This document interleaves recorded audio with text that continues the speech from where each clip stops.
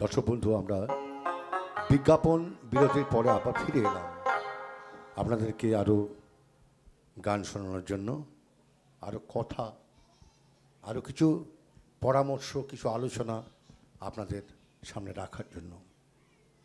আচ্ছা অঙ্কিতা, তুমি বলো যে তুমি যে এই যে গান, এত সুন্দর গান গাইলে এই আগের পর্বে বিরতির পূর্বে সলিল চৌধুরীর কম্পোজিশনে একটি বিখ্যাত গান লতাজির কণ্ঠে, এই গান তোমার আর কতগুলো জানা আছে এরকম গান?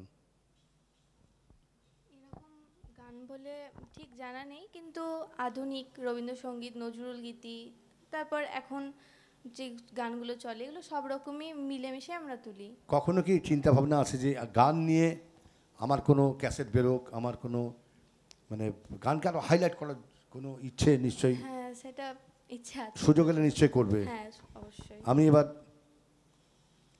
আমাদের অর্পিতা ম্যাডামের কাছে যাব, যে ম্যাডাম বলুন যে এই গান নিয়ে আপনার যে, আমি যেটা প্রশ্নটা রাখতে চাইছি, যে গান নিয়ে কোনো ক্যাসেট বা গান নিয়ে আরও ভালো পারফরমেন্স করার মতো স্টেজ নিশ্চয়ই কাঙ্ক্ষিতভাবে আপনার কাছে থাকবে।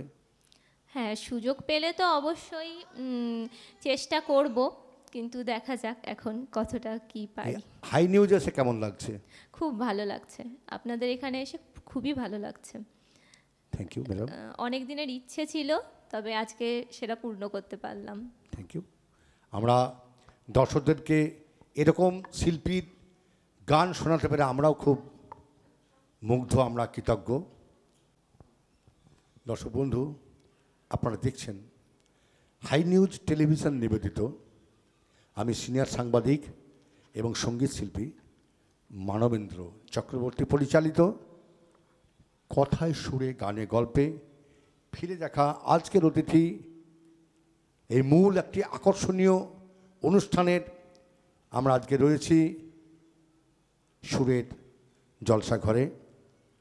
আমরা কথা না বাড়িয়ে আমরা অর্পিতা মণ্ডলের এবং অঙ্কিতা মণ্ডলের একটি ডুয়েট গান শুনব, লোকসঙ্গীত।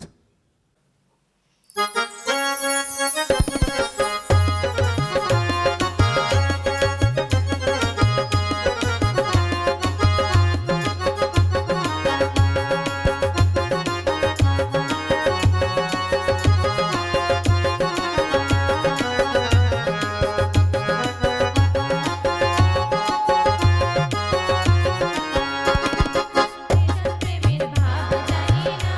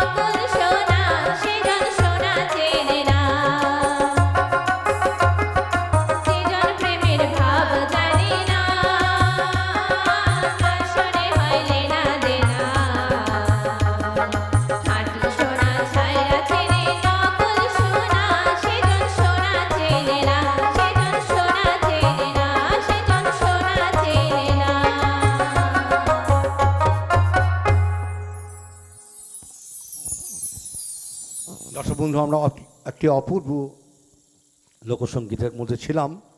যে জন প্রেমের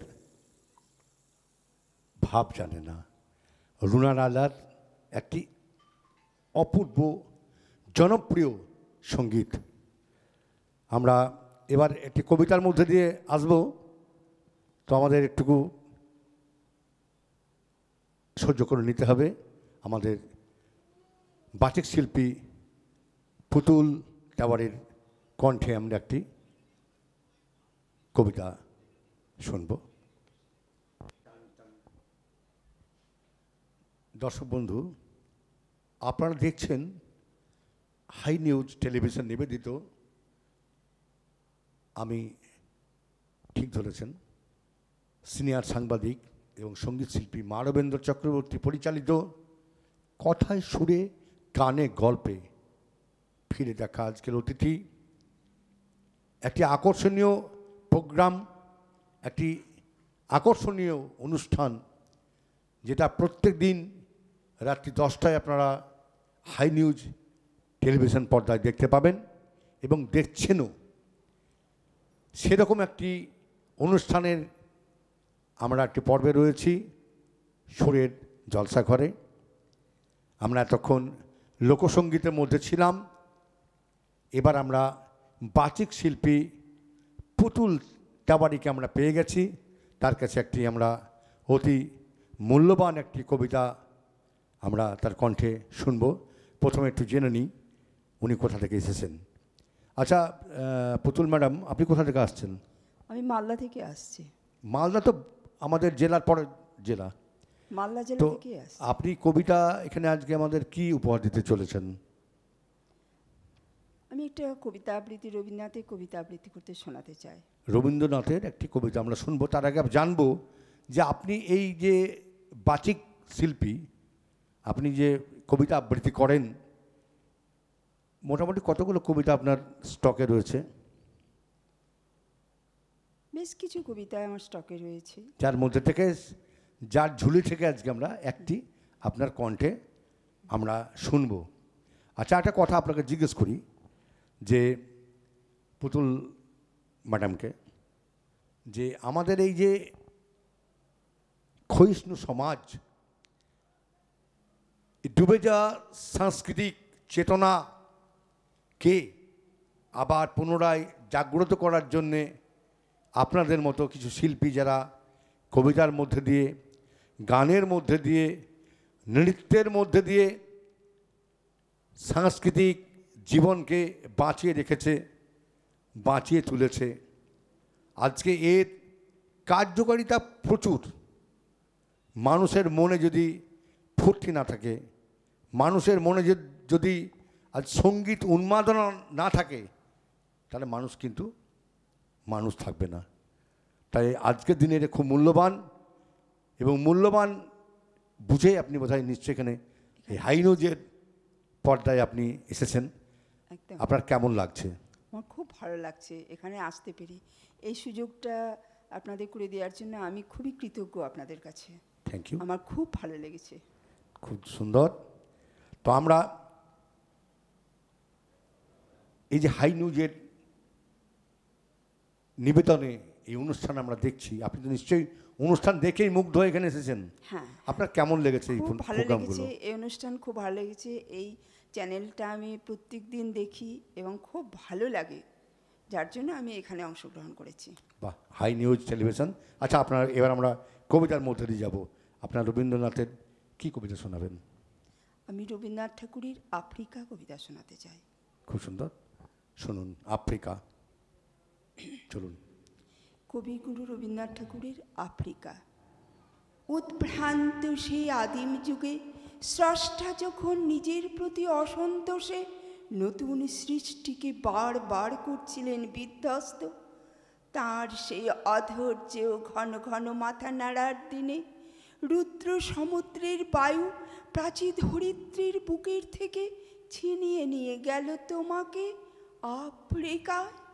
বাঁধলে তোমাকে বনস্পতির নিবিড় পাহারায়, কৃপণ আলোর অন্তপুরে, সেখানে নিভৃত অবকাশে তুমি জাগাচ্ছিলে, শঙ্কাকে জাগাচ্ছিলে, হার মানাতে। এই সময় যখন গুপ্ত গহ্বর থেকে পশুরা বেরিয়ে এলো, অশুভ ধ্বনিতে ঘোষণা করল দিনের অন্তিম কাল। এসো যুগান্তের কবি, আসন্ন সন্ধ্যার শেষ রশ্মিপাতে, দাঁড়াও সেই মানহারা মানবীর দ্বারে, বলো ক্ষমা করো হিংস্র প্রলাপের মধ্যে, সেই হোক তোমার সভ্যতার শেষ পূর্ণ বাণী। খুব সুন্দর, খুব সুন্দর। রবীন্দ্রনাথ ঠাকুরের আফ্রিকা আমরা শুনলাম। আচ্ছা, আপনি কি আজকেই মালদা বেরিয়ে যাবেন? হ্যাঁ, আমি আজকেই বেরিয়ে যাব। বাহ, খুব সুন্দর। আবার আমরা চাইব যে এই সুন্দর সুন্দর কবিতা আপনার শোনার জন্য আমরা অধীর আগ্রহে থাকবো। নিশ্চয় আপনি আবার আসবেন। দর্শক বন্ধু, আমরা একটা ছোট ব্রেক নেব, বিজ্ঞাপন বিরতি। আপনারা কোথাও যাবেন না, আমরা এক্ষুনি ফিরে আসবো একজন শিশু শিল্পীর গানে গানে। একটু অপেক্ষা করুন, আমরা এখনই আসছি।